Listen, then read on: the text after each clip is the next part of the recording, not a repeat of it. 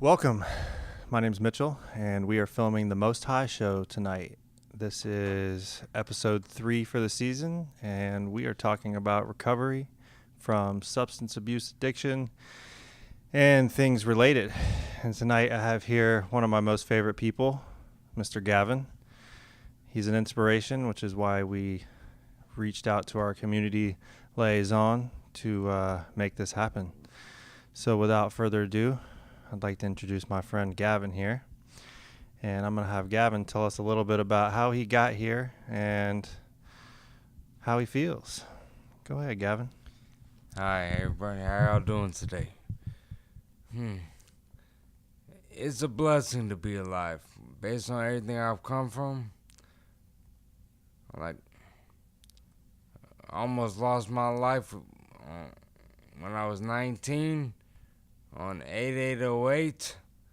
I wound up being in a coma for 3 weeks, a wheelchair for 4 months, a walker for 2.5 months, and I had to relearn how to do everything.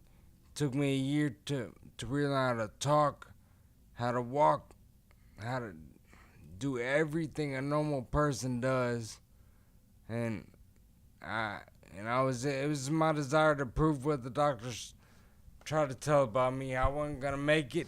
I was gonna need someone to watch over me and everything else. Like, I would never work, I would never drive, I would never do anything again. But luckily I was blessed, and I was able to get everything else back one by one, step by step, and day by day. You know, it's a blessing to be alive and to actually finally graduated college.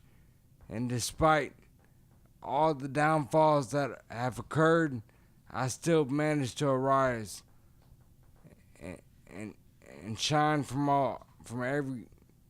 every disappointing amount that occurred. But it's great to be here. Thank you. That's wonderful, Gavin. So let's back up a little bit. I've had the blessing of being around to see each stage of your development. And when we met, you were in an interesting place where it seemed to your friends and family and your mentors that you were in a downward spiral. And so we saw imminent death or, at the best, prison in your near future if you weren't able to get sober. So we had an intervention for you, and you didn't know it at the time until it happened. But when we had the intervention, can you tell us a little bit about what happened? Happened from where? Do you remember the intervention? Well, when I was living at my first apartment in Roswell. Yeah. That was when I was with my best friend, like brother, and another so-called friend that I met through another category of friends I had. We were living there, and at that time, I think that was when I got my own butt on probation for weed, because that was my third time being arrested for weed. And that's when I really started picking up alcohol, because I didn't have any other option unless I really wanted to go back, get locked up again for good this time. So you're saying you were addicted to marijuana, but since you were on probation, you had to switch your substance of choice and you started drinking heavily. Yes. Okay, so around that time, do you remember when your family and mentors intervened on you? Yes. I'm pretty sure.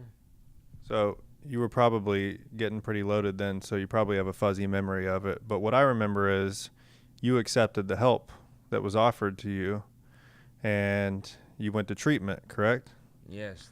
Was that 7-day thing? Right. So you went to a 7-day detox, and then we found a wonderful place called the Hickey House, which became your new home, and we were able to basically extract you from the environment that was killing you and take you to a place where you had a support group of people who were willing to help you stay sober. And so you went there for about a year, if I remember, and struggled with it. The first year I struggled a lot. Like, I knew I was still on probation, so that kept me centered and focused on waiting for that 6 months to pass so I can get my car and start the race again to get to where I wanted to be. But it ended up being another downfall because I got in my car, I drove all the way back to where I had my apartment first in Roswell, and I smoked some loud again. What's loud? Weed. Okay, so you're smoking marijuana again. So this whole time, your motivation the first year was really to get your car back, and you were convinced that you were going to get high again. Yes. Okay. So at that point in time, you had not smashed the idea that you were unable to get loaded like normal people. You still thought you would be able to do it and be successful, right? Yes. Okay. And so then what caused you to reevaluate that? Because now, if I'm not mistaken, you've got 3 years clean and sober? I'll have 3 years on Friday. So what changed? What changed was the fact that I'm not gonna make anything better of myself if I keep spiraling down and spending all my money to dilute the reality of life and just like put it all on standby. Dilute the reality of life. Some of the wisest words I've ever heard. You know, when we get loaded, it's my belief that we basically buy into a lie. And we believe that the reality we're living is at some level worthwhile. We believe that getting loaded to deal with our problems is a way of life that's manageable, or at least something that we're willing to invest our time and our money into. And so you came to the conclusion that you were no longer in a position where you wanted to live a lie. So you started working some steps with a sponsor. Yes. And so basically you admitted that you were powerless over drugs and alcohol, and your life had become unmanageable, right? Yes. And then you came to believe that a power greater than yourself could and would restore you to sanity, right? That was the second step. And then the third step was that you were willing to turn your will and your life over to a power greater than yourself. Yes. Can you tell me a little bit about what that was like? It was hard to do at first. Like, it's like what you are told and what you read in the book with who's all with you in the meetings and everything else. And at first, like, you read it and then, but it's the, what do you say? It's the perseveration of it being repeated to you over and over again till it actually sinks into your head and makes you honestly start to believe that it could be the better route for you to take this time. So that involved you beginning to pray more regularly? Yes. So do you remember what your biggest challenge was at that time, being willing to and believing that something outside of yourself that you would identify as a higher power could relieve this affliction? Do you remember what that was like once you were able to really feel comfortable with that? Was that like an awakening for you? What do you mean by awakening? Well, to change from thinking for years that the solution to your problems was to get loaded, do you remember feeling a sense of relief coming to terms with the fact that maybe there was another way? Yes, like the past is the past. You can never change any of it. You can only let it affect your your decision making for the future, because you want to be able to be remembered as someone who went from great, or feeling greatness from getting loaded and drunk whenever you wanted to actually changing what you are doing with your own life to affect your life and the ones around you, to make it known as it's very possible to do so. Like, So I was thinking a little bit about my experience and what I remember, and it was a little fuzzy because I had done a lot of damage to my brain that a lot of it seems like it was irreversible. I still have a lot of memory problems to this day, but I remember some of it clearing up. It was like coming out of a fog. And when I realized that I had been living a lie and I had been investing all this time and energy and investing other people's pain and suffering into continuing a vicious cycle, when I realized that that was all a lie and that the meaning of life for me was not to continue down a route of pleasure and excess, when I realized that, it was almost like I was reborn, because I started to see people around me giving back to each other in a way to hold each other up and persevere. And that clicked in my head. And I didn't come from a place where I used and believed in anything like a power greater than myself. And I was raised religious, but I didn't buy it. And so once I realized that there was something going on, and this power that I identified with was love for your fellows, and I saw it working miracles around me, it was like I had an epiphany and life took on a new meaning.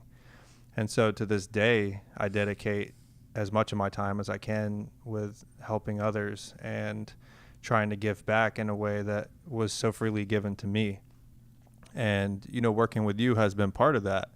So when I met you, my job in working with you was not to help you with substance abuse specifically, but because I had recovered myself, I was in a unique position where your family knew that, because I'm very open about it, and they reached out to me and they said, what do we do?